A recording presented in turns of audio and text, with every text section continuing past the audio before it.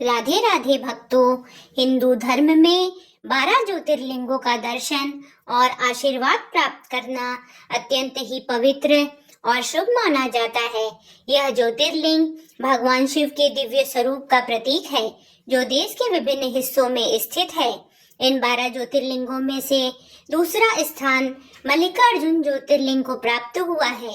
यह पवित्र स्थल आंध्र प्रदेश के कृष्णा जिले में स्थित है, जहां कृष्णा नदी के किनारे श्री शैलम नामक यह मंदिर विराजमान है।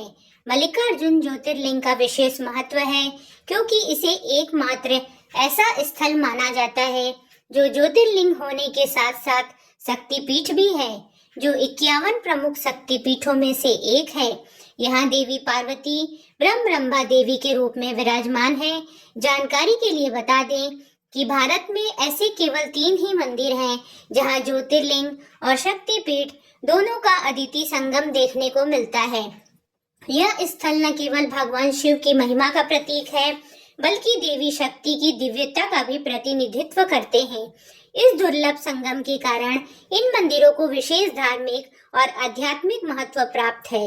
ऐसे स्थानों पर दर्शन करना भक्तों के लिए अत्यंत पुण्यदायक माना जाता है, क्योंकि यहाँ भगवान शिव और देवी शक्ति दोनों की कृपा एक साथ प्राप्त होती है।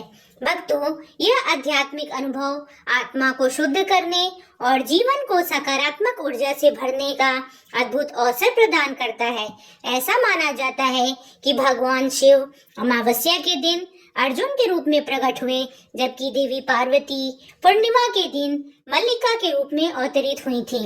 इन्हीं दिव्य रूपों के कारण इस ज्योतिर्लिंग का नाम मल्लिकार्जुन पड़ा। इस पौराणिक कथा से यह मंदिर भगवान शिव और देवी पार्वती के अद्वितीय संगम का प्रतीक बन गया है। तो भक्तों, आज के इस वीडियो में हम आपको मल्लिकार्जुन ज्योतिर्लिंग से जुड़ी वह अद्भुत कथा बताएंगे, जिसकी वजह से इसे दक्षिण का कैलाश भी कहा जाता है। इसके साथ ही हम आपको मल्लिकार्जुन ज्योतिर्लिंग और ब्रह्मा देवी शक्तिपीठ से जुड़े कुछ ऐसे रहस्यों से अवगत कराएंगे जिनके बारे में बहुत कम ही लोग जानते हैं।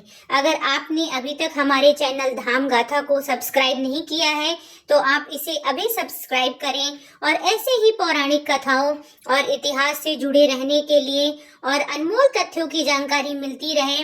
तो चलिए बिना देर किए शुरू करते हैं आज का रोमांचक वीडियो। ब्रह्मा देवी का इतिहास माता सती और भगवान शिव की पौराणिक कथा से गहराई से जुड़ा हुआ है, जो त्याग, प्रेम और शक्ति का प्रतीक है। यह कथा न केवल धार्मिक महत्व रखता है, बल्कि आध्यात्मिकता का एक गहन संदेश भी देता है। भगवान शिव का विवाह माता सती से हुआ था, परंतु माता सती के पिता दक्ष प्रजापति भगवान शिव को बिल्कुल पसंद नहीं करते थे। राजा दक्ष इस विवाह से बेहद नाखुश थे। दक्ष प्रजापति, जो ब्रह्मा जी के पुत्र थे, अपने अहंकार में चूर होकर दक्ष प्रजापति ने एक विशाल यज्ञ का आयोजन किया। इस यज्ञ में उन्होंने सृष्टि के सभी देवी देवताओं और ऋषियों को आमंत्रित किया, लेकिन भगवान शिव और अपनी पुत्री को जानबूझकर निमंत्रण नहीं दिया। दक्ष भगवान शिव को उनके साधारण और वैरागी स्वभाव के कारण पसंद नहीं करते थे और उनके प्रति अपमानजनक व्यवहार रखते थे। जब माता सती को इस बात का पता चला तो वे अत्यंत व्यथित हुईं। भगवान शिव ने उन्हें यज्ञ में जाने से मना किया, यह कहते हुए कि जहां उनका अपमान किया जा रहा हो वहां जाना उचित नहीं है। अपने पति के प्रति प्रेम और आदर भाव से पार्वती अपने परिवार का सम्मान बनाए रखने के लिए यज्ञ में बिना बताए पहुंच गईं। यज्ञ स्थल पर पहुंचने के बाद माता सती ने देखा कि उनके पिता दक्ष ने भगवान शिव के प्रति अपमानजनक शब्दों का प्रयोग किया और उनका अपमान किया। यह दृश्य माता सती के लिए असहनीय था। अपने पति का यह अपमान वे सहन नहीं कर पाईं और यज्ञ की अग्नि में कूदकर आत्मदाह कर लिया। माता सती की इस बलिदान से भगवान शिव अत्यंत क्रोधित और शोकाकुल हो गए। उन्होंने सती के जले हुए शरीर को अपने कंधे पर उठा लिया और पूरे ब्रह्मांड में तांडव करने लगे। उनका यह विनाशकारी नृत्य संकट बन गया। ब्रह्मांड को बचाने और शिव के क्रोध को शांत करने के लिए भगवान विष्णु ने अपने सुदर्शन चक्र से सती के शरीर को खंड खंड कर दिया। जहां जहां सती के शरीर के अंग गिरे वहां शक्ति पीठों का निर्माण हुआ। ऐसा माना जाता है कि श्रीशैलम के इस पवित्र स्थान पर माता सती का गला गिरा था। इसी कारण यह स्थान 51 शक्ति पीठों में से एक के रूप में प्रतिष्ठित है। यहाँ देवी पार्वती ब्रह्मरंबा देवी के रूप में विराजमान है। यह स्थल केवल एक शक्ति पीठ नहीं बल्कि भगवान शिव के 12 ज्योतिर्लिंगों में से एक मल्लिकार्जुन ज्योतिर्लिंग का भी निवास स्थान है। ब्रह्मरंबा देवी का मंदिर अपने अद्वितीय स्थापत्य और दिव्यता के लिए प्रसिद्ध है। यह स्थान प्रकृति की गोद में बसा हुआ है और चारों ओर का वातावरण एक अनोखी शांति और आध्यात्मिक ऊर्जा प्रदान करता है। यह देवी ब्रह्मरंबा और भगवान मल्लिकार्जुन की संयुक्त पूजा होती है, जिससे यह स्थान और भी पवित्र और विशिष्ट बन जाता है।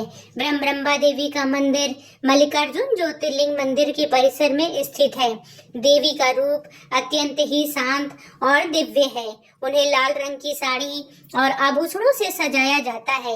भक्तों का मानना है कि ब्रह्मरंबा देवी अपने भक्तों की सभी मनोकामनाएं पूरी करती हैं और उनके कष्टों का निवारण करती हैं। श्रीशैलम का यह शक्तिपीठ देवी के उन स्थानों में से एक है जहां देवी की शक्तियों का वास माना जाता है। यह भी माना जाता है कि ब्रह्मरंबा देवी और मल्लिकार्जुन ज्योतिर्लिंग के दर्शन से मोक्ष की प्राप्ति होती है। देवी की पूजा में विशेष रूप से लाल चंदन, कुमकुम, नारियल और लाल फूल अर्पित किए जाते हैं। नवरात्रि के दौरान यहाँ विशेष अनुष्ठान और पूजा का आयोजन होता है। भक्त बड़ी संख्या में यहाँ देवी का आशीर्वाद लेने आते हैं। मंदिर में अखंड दीपक जलाने की परंपरा है, जो भक्तों के लिए अत्यंत शुभ माना जाता है। भक्तों का मानना है कि ब्रह्मरंबा देवी अपने भक्तों के सभी प्रकार के दुखों और संकटों को दूर करती हैं। ब्रह्मरंबा देवी का मंदिर न केवल एक शक्तिपीठ है, बल्कि यह भक्तों के लिए आस्था और शक्ति का केंद्र भी है। उनकी महिमा का वर्णन प्राचीन ग्रंथों और पुराणों में मिलता है, जो इस स्थान की दिव्यता और ऐतिहासिक महत्व को दर्शाता है। इसके निर्माण और महत्व से जुड़ी एक प्रमुख कथा इस प्रकार है। भगवान गणेश और भगवान कार्तिकेय के बीच विवाद से जुड़ी कथा हिंदू धर्म में वर्णित है। यह कथा उनके विवाह और बुद्धिमत्ता की परीक्षा से संबंधित है। मल्लिकार्जुन ज्योतिर्लिंग से जुड़ी पौराणिक कथा अत्यंत रोचक और शिक्षाप्रद है। यह कथा भगवान शिव, माता पार्वती, गणेश जी और कार्तिकेय स्वामी से संबंधित है। कथा के अनुसार जब गणेश और कार्तिकेय जी विवाह के योग्य हो गए तो एक दिन शिव पार्वती ने उनके विवाह के विषय में विचार किया। हालांकि यह तय करना कठिन हो गया था कि दोनों में से किसका विवाह पहले किया जाए। इस समस्या का समाधान करने के लिए शिव और पार्वती ने एक प्रतियोगिता आयोजित की। उन्होंने कहा कि जो भी पहले पूरी दुनिया का चक्कर लगाकर लौटेगा उसका विवाह पहले होगा। यह सुनकर कार्तिकेय अपने वाहन मयूर पर सवार होकर संसार का चक्कर लगाने निकल पड़े। भगवान गणेश ने अपनी सवारी मूषक को देखा और समझ गए कि वह मोर की गति से प्रतिस्पर्धा नहीं कर सकते। तब उन्होंने अपनी बुद्धिमत्ता का प्रयोग किया और गणेश जी ने अपने छोटे वाहन चूहे पर बैठकर माता पिता यानी शिव और पार्वती की परिक्रमा करना शुरू कर दिया। यह देखकर शिव और पार्वती ने आश्चर्यचकित होकर गणेश जी से पूछा कि वे संसार का चक्कर लगाने क्यों नहीं गए। इस पर गणेश जी ने उत्तर दिया, मेरे लिए आप दोनों ही संपूर्ण संसार हैं। माता पिता की परिक्रमा करना पूरे जगत की परिक्रमा के समान है। गणेश जी के इस उत्तर से भगवान शिव और माता पार्वती अत्यंत प्रसन्न हुए। भगवान शिव और माता पार्वती ने गणेश जी को विजय घोषित किया। उसके बाद उनका विवाह रिद्धि और सिद्धि नामक देव कन्याओं से कर दिया गया। जब भगवान कार्तिकेय को गणेश जी के विवाह की जानकारी मिली तो वे बहुत क्रोधित हुए। उन्हें लगा कि उनके माता पिता ने उनके साथ अन्याय किया है। इस गुस्से में वे कैलाश पर्वत छोड़कर दक्षिण भारत में स्थित क्रौंच पर्वत पर चले गए। यह स्थान कृष्णा नदी के तट पर स्थित है और इसे श्रीशैल या श्री पर्वत के नाम से भी जाना जाता है। कार्तिकेय के क्रोध और उनके कैलाश छोड़ने से भगवान शिव और माता पार्वती अत्यंत व्यथित हो गए। उन्होंने अपने पुत्र को मनाने का हर संभव प्रयास किया, लेकिन कार्तिकेय नहीं माने। जब शिव और पार्वती को यह एहसास हुआ कि कार्तिकेय कैलाश वापस नहीं आएंगे, तो उन्होंने निर्णय किया कि वे स्वयं समय समय पर उनसे मिलने क्रौंच पर्वत जाया करेंगे। पुत्र के प्रति अपने स्नेह के कारण भगवान शिव और माता पार्वती ने यह नियम बना लिया कि वे नियमित रूप से कार्तिकेय के दर्शन करेंगे। ऐसी मान्यता है कि शिव जी ने ज्योति रूप धारण कर लिया और माता पार्वती भी उसी ज्योति में समाहित हो गई। हर अमावस्या को भगवान शिव और पूर्णिमा को माता पार्वती श्री पर्वत पर अपने पुत्र से मिलने आते हैं। यही कारण है कि इस ज्योतिर्लिंग का नाम मल्लिकार्जुन पड़ा। मल्लिका का अर्थ है माता पार्वती और अर्जुन का अर्थ है भगवान शिव। यह ज्योतिर्लिंग शिव और पार्वती के पुत्र प्रेम और उनकी समर्पण का प्रतीक है। श्री शैलम का यह पवित्र स्थान भक्तों के लिए अत्यंत श्रद्धा और भक्ति का केंद्र है। यह कथा हमें यह सिखाती है कि माता पिता का सम्मान और सेवा संसार के सभी कार्यों से बढ़कर है। माना जाता है कि इस मंदिर का प्रारंभिक निर्माण सतयुग में हुआ था। हालांकि इसका सटीक निर्माण काल अज्ञात है, लेकिन विभिन्न राजवंशों और शासकों ने इसके निर्माण और रखरखाव में महत्वपूर्ण भूमिका निभाई है। भक्तों, मल्लिकार्जुन मंदिर का सबसे पहला उल्लेख 21वीं सदी में सातवाहन साम्राज्य के अभिलेखों में मिलता है। यह दक्षिण भारत का एक शक्तिशाली साम्राज्य था और उनके शासनकाल में मल्लिकार्जुन स्वामी की पूजा को बढ़ावा मिला। माना जाता है कि सातवाहन शासकों ने मंदिर की नींव रखी और इसके प्रारंभिक स्वरूप का निर्माण किया। सातवाहनों के बाद सत्ता में आए इक्ष्वाकु वंश, इन्होंने इस मंदिर को संरक्षित और विस्तारित किया।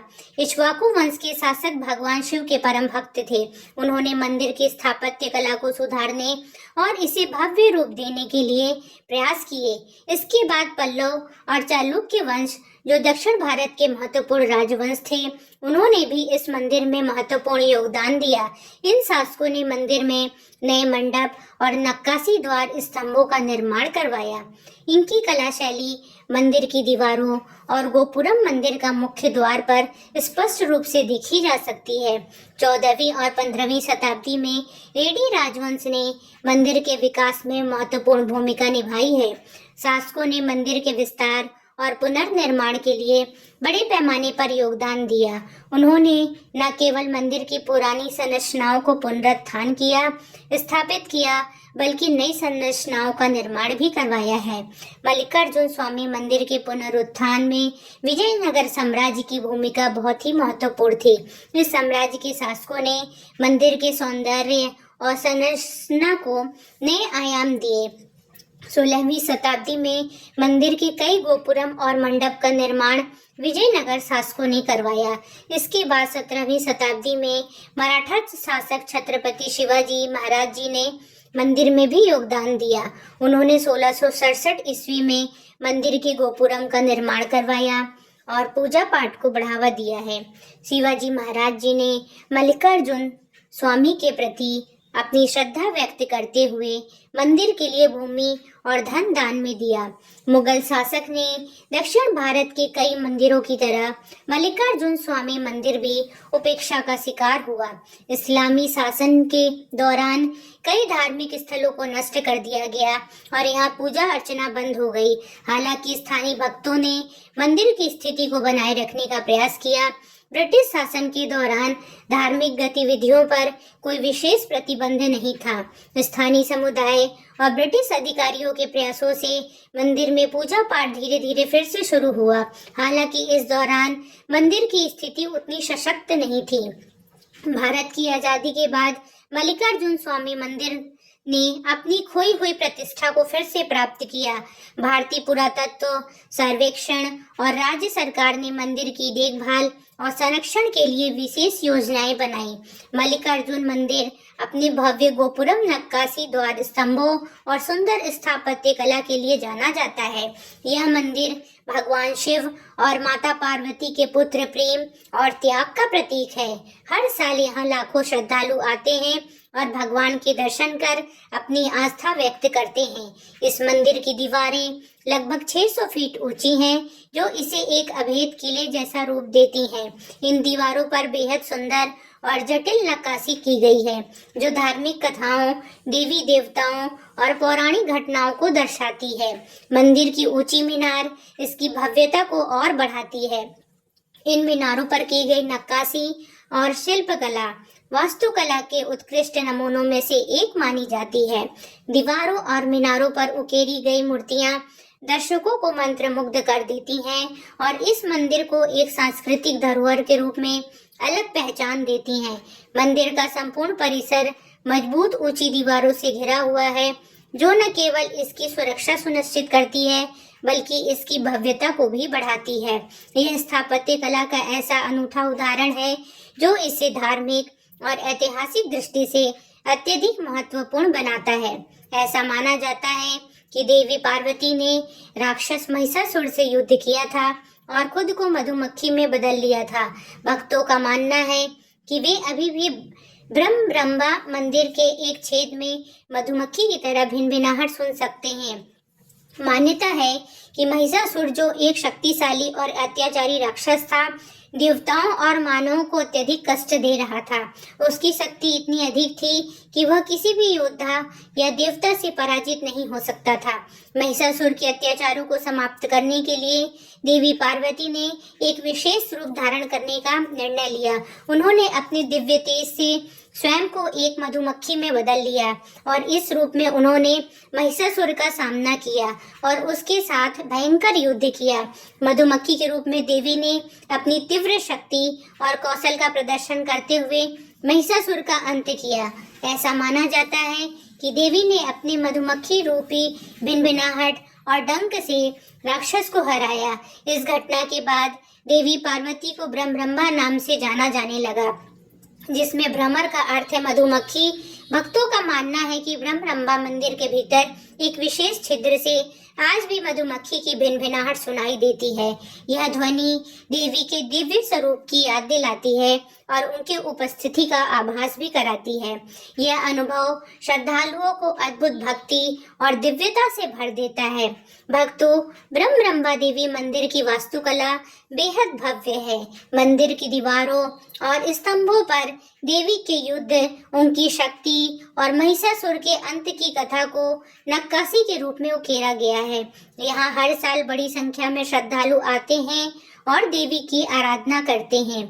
रंभा देवी और महिषासुर की कथा न केवल देवी की शक्ति और साहस को दर्शाती है, बल्कि यह भी सिखाती है कि अन्याय और अधर्म के खिलाफ लड़ाई में सच्चाई और धर्म की जीत होती है।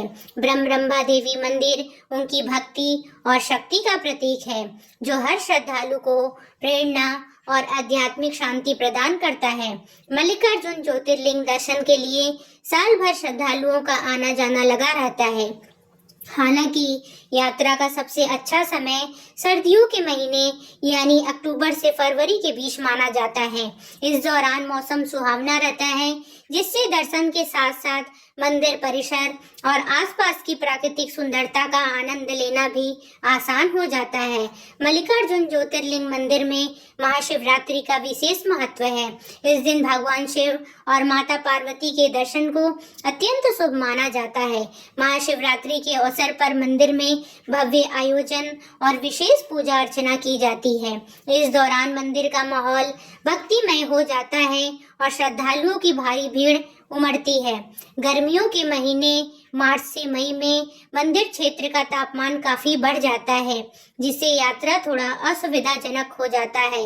वहीं मानसून जून से सितंबर के दौरान क्षेत्र में भारी बारिश होती है, जिससे यात्रा के दौरान कठिनाइयां हो सकती हैं। सर्दियों के दौरान यात्रा करें ताकि मौसम के कारण कोई परेशानी ना हो। महाशिवरात्रि के समय आने पर धार्मिक आयोजन का विशेष अनुभव लिया जा सकता है, लेकिन भीड़ अधिक होती है। आरामदायक कपड़े पहने और आवश्यक वस्तुएं साथ में लेकर आएं। मल्लिकार्जुन ज्योतिर्लिंग की यात्रा आध्यात्मिक अनुभव के साथ साथ एक प्राकृतिक सौंदर्य का आनंद लेने का अवसर भी प्रदान करती है। मल्लिकार्जुन ज्योतिर्लिंग मंदिर के दर्शन और पूजा के लिए समय नियमित रूप से निर्धारित है, ताकि श्रद्धालु शांतिपूर्ण और व्यवस्थित रूप से भगवान के दर्शन कर सकें। सुबह मंदिर के कपाट 4:30 पे खुलते हैं और दोपहर में 3:30 तक दर्शन किए जा सकते हैं। शाम को 3:30 से 4:30 बजे तक बंद रहता है। इसके बाद शाम को 4:30 बजे से रात्रि 10 बजे तक मंदिर में दर्शन की अनुमति होती है। मंदिर में प्रतिदिन 2 बार आरती होती है। सुबह की आरती सुबह 6 बजे और शाम की 5:30 बजे आरती होती है। मंदिर में मंत्रोच्चारण, भजन और घंटियों की गूंज भक्तों को एक अद्भुत आध्यात्मिक अनुभव प्रदान करती है। यह समय भगवान मल्लिकार्जुन और देवी ब्रह्मा की विशेष पूजा के लिए जाना जाता है। मल्लिकार्जुन ज्योतिर्लिंग मंदिर से कुछ दूरी पर स्थित पाताल गंगा है, जो धार्मिक, पौराणिक और प्राकृतिक दृष्टि से अत्यधिक महत्वपूर्ण है। यह कृष्णा नदी का एक पवित्र जलाशय है, जिसे पाताल गंगा के नाम से जाना जाता है। यह स्थान शिव भक्तों के लिए एक प्रमुख तीर्थ स्थल माना जाता है। पाताल का अर्थ है गहराई और गंगा पवित्र नदी का प्रतीक है, क्योंकि यह जलधारा गहरी घाटियों और पहाड़ियों के बीच बहती है, इसलिए इसे पाताल गंगा कहा गया है। महाभारत में यह उल्लेख है कि पांडवों ने अपने वनवास के दौरान यहाँ स्नान किया था और भगवान शिव की पूजा की थी। यह स्थल भगवान शिव और माता पार्वती के आशीर्वाद से पवित्र माना जाता है। भक्तों का विश्वास है कि यहाँ स्नान करने से पापों का नाश होता है और मोक्ष की प्राप्ति होती है। कुछ मान्यताओं के अनुसार पाताल गंगा पाताल लोक का प्रवेश द्वार है, जहाँ गंगा नदी का जल अदृश्य रूप से प्रवाहित होता है। यह स्थान पौराणिक कथाओं में विशेष महत्व रखता है। यहाँ की शांति और पवित्रता इसे एक आकर्षक तीर्थ स्थल बनाती है। पाताल गंगा कृष्णा नदी का गहरा हिस्सा है, जो चारों ओर से पहाड़ियों और घने जंगलों से घिरा हुआ है। यहाँ का प्राकृतिक दृश्य अत्यंत मनोहर और शांति देने वाला है। श्रीशैलम बांध के निर्माण के बाद पाताल गंगा का जल स्तर बढ़ने से यह स्थल और भी अधिक आकर्षक बन गया है। प्राचीन काल से ही यह स्थल तपस्वी और साधुओं का ध्यान केंद्र रहा है। यह स्थान वैदिक युग से ही धार्मिक अनुष्ठानों और तीर्थ यात्राओं का हिस्सा रहा है। यहाँ स्नान करना अत्यधिक शुभ माना जाता है। भक्तों का मानना है कि इस पवित्र जल में डुबकी लगाने से पापों का नाश होता है और आत्मा को शुद्धि मिलती है। तो भक्तों, यह था मल्लिकार्जुन ज्योतिर्लिंग और ब्रह्मा शक्तिपीठ से जुड़े कुछ अनोखे रहस्य और रोचक जानकारियाँ, जिनके बारे में हमने आज इस वीडियो में चर्चा की। हमें उम्मीद है कि आपको हमारा आज का यह प्रयास पसंद आया होगा। यदि आप ऐसी ही धार्मिक और प्रेरणादायक कहानियों